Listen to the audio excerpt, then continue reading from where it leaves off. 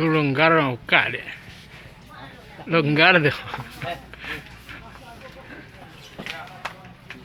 Ah. Sedang ambil.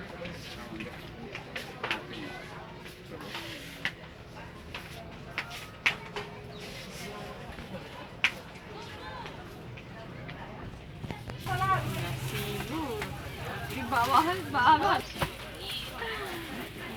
Asik ya, belum gue cutkan lagi. Si Am mau pergi sholat baru abengku dengan ke bawah dekat. Yuk, dekat. Kak tungguan halah awas nak kak tungguan halah handeng ngambek. Nah ya di kak.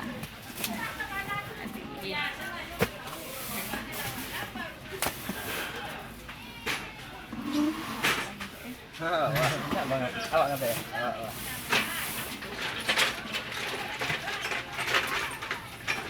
Saya ikut lah.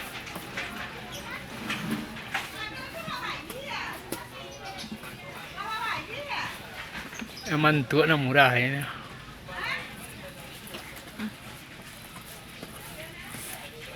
Kau lah hali ke rajo? Atu. Wah, bawah teh. Bawah. Bawah kita kata. Kita ini. Atu itu. Atu. Masuk lubang. Masuk.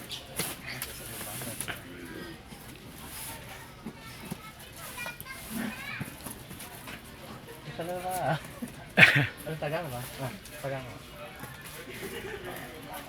Tarik kue yang tu.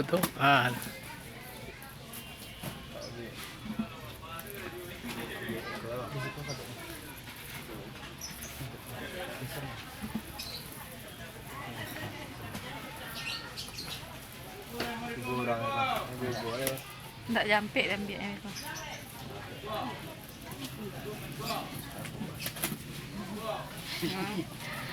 Di detol susin. Putar.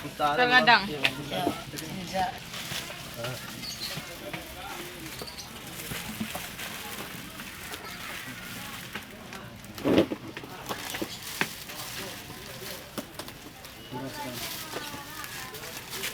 Bean lah talinya.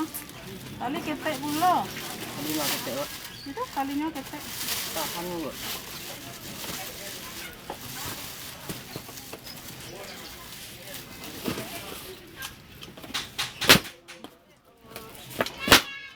Demikianlah tutorial mengikat karton bagi yang ingin terjun ke pasar di toko kelontongan. Nah, begitulah cara mengikat dus. Ya, terima kasih.